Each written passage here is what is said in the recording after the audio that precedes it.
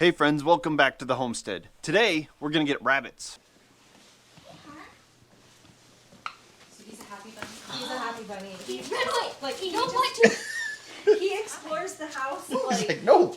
So my buddy Josh, who we're going to visit, is a big Husqvarna chainsaw fan, and it just so happens that I'm a fan of the steel chainsaws.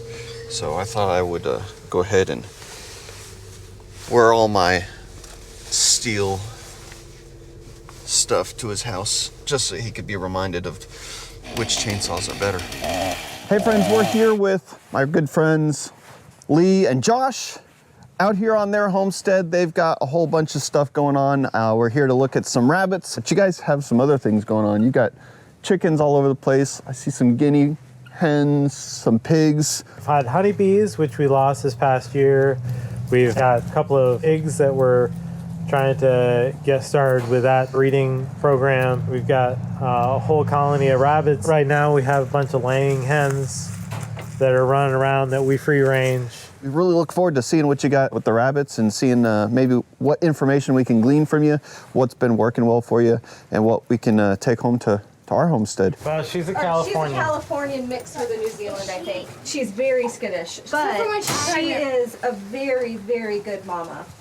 Just with her, you have to be careful and really monitor when you think she got pregnant and just keep track of it on a calendar. So this is y'all's rabbit setup. You got a few different things going on. So why don't you tell us a little bit about what's working well for you and why you chose to do it that direction or that way? We went with a traditional cage setup where you normally keep one rabbit per unit or hole. These are a heritage breed originally from France. Because we keep them separate, we can control who gets bred with what and maintain those lines. And then you've got some other colored rabbits down there, like I see 2 in one cage and then a couple in that one. What's going on with that? So we have a separate set of meat rabbits. Okay. That we aren't as particular as far as who is bred with what, and so we have a mixture of different breeds there. We have Californians, and then we have the New Zealand Reds, which are very docile. Mm-hmm. And so those you just keep strictly for meat breeding purposes? Yeah, the Californians and New Zealands are very traditional meat breeding rabbits. I'm assuming that's your watering bucket. Yep. So you fill that up with water? This is all 100% gravity fed. Rabbits will go through a lot more water than you realize. So and then these nipples, these are just little... They're spring loaded, and they naturally know to bite down on it. Yep. Do you ever have any issues with the freezing up? I mean, I know that we've had some cold temperatures here recently. That's what all these small cups are for. During the summer, they have plenty of water, which is important. They don't sweat, they pant, just like a dog will. That's why they have large ears. That's how they dissipate their heat. Out here, you've just got a little lean-to, and they're undercover. Yeah. And then you got some... If we know that there's a lot of wind, we'll put a windbreak up for them. Okay. They're fine temperature-wise in exposed cages like this, but you have to keep the wind down from them. All the females have these attached buckets, which are their nesting boxes. When they're gonna kindle, we will put some hay in there with them. There are holes so that they can drain out as the babies grow.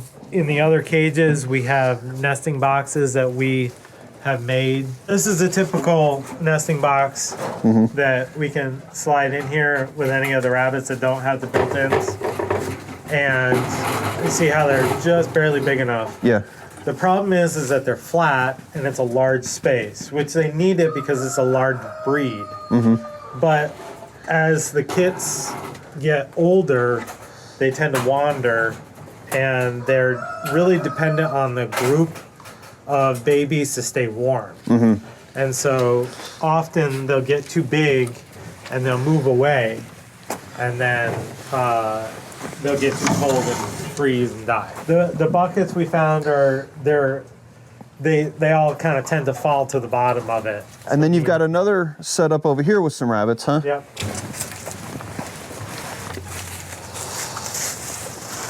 This is what they call colony style. Okay. They all have buckets or hideaways. They will burrow and dig their own burrows as well. All this netting here is down below grade about 6 to 8 inches. Typically they don't burrow any deeper than that. This allows them to naturally regulate their breeding. And the problem is you don't know when you're gonna have When you're gonna have them, you don't know when they babies. and you don't know who is bred with who. Right. Normally having less males is better. We have 2 males in this group right now. Okay, but you've got windbreaks over here to keep it, and then you've got the plastic that you keep on covering the roof. It's seems like a pretty low impact management system where you just come out here and feed them and water them, and That's all. now these guys, you don't have the gravity fed, you just fill up a pan. Yep. They can lick from a pan just like any other dog or cat. Again, you don't know how much they're eating, so it is kind of a balance of. So they free feed. They do free feed here. Do you feel like they're happier? Like, Yes, very. Yeah, they're in a more natural state in a colony setup. Rabbits, if they're going to generate fat, is very visceral fat. Okay. Fatty around the organs, which is why you try not to free feed them or give them too much feed, because then they won't want to mate and they won't be very active. Now, obviously, these rabbits are young and they're really active. Yeah. So, and it's the middle of winter, so they're gonna try and eat more calories. As far as the meat quality, 10 to 12 weeks is normally considered a grow out time. At that point in their growth cycle, the meat is going to be pretty tender. So that's some alfalfa hay, and they like that, huh? they love that. There's a lot of strange health issues with rabbits. We have had a few that we thought were going to be a problem, and they were from colony. Rabbits digest very, very quickly. They will actually eat their own droppings because their droppings are not 100% digested. Yeah, there's still nutrition in there. So if they're going to have problems, it'll be digestive issues. If somebody has non-solid, like diarrhea or loose stuff, we will pull them and separate them. Okay. Even if they're in cages, we will physically separate them because they're next to each other and they transmit the issues immediately. Real quick, yeah. So if one gets ear mites, you have to treat your entire herd, and it's time consuming. Yeah, I'd imagine You have to so. do it once or twice a day until everyone shows no symptoms. what would you say is the bare bones that we need to really get started doing this? Typically, they say 2 females and 1 male. We tend to side on 2 females and 2 males because we had a situation where we had a male. It was one of our silvers, and when we were first starting out, we had 2 females and 1 male, and we had the male die. And it was, again, very difficult to find that breed, and it took us 6 months before we could get another one that was mature enough, ready to breed. Yeah. So Y'all are from New York, right? Upstate New originally, York. yep. Yeah. Near Canada. And you're one of those northern men that likes to fix things and work with his hands, right? And so that's why you like Husqvarna. And I'm a real man and I like steel. That's right. So I had to break out my steel gear for him. It's been a little rivalry we've had since day one. A little. Sure, a little. I bet you don't even like John Deere tractors, do you? I do like John Deere tractors, but I'd still buy a Kubota. just to rub it in, huh? That's right. So these are our Cooney pigs. Cooney pigs, huh? Cooney pigs. And they're up here in my garden right now so that they can till it for me. Okay. They had another area, a pen, and we decided to bring them up here to till the garden for us. Yeah, that's And great. They have done that. This was all like regular grass and everything. So they have, and they've only been in here for a couple months. Hi, chickens. You want to catch him, don't you? Get him. He's coming. There you go. Nice. Watch his spurs. His spurs are pretty pronounced and sharp now. But he's pretty chill once you pick him up.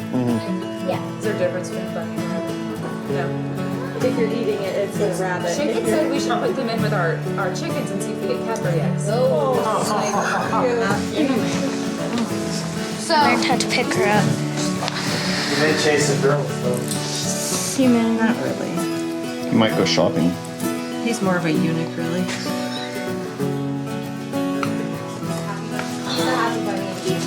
Like he don't want to. He explores the house like No. he's not afraid of anything. Yeah, there we go. I got it.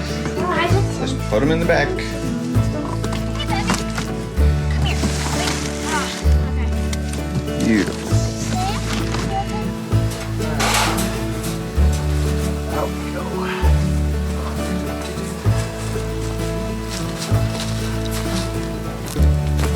All right, here's your friend.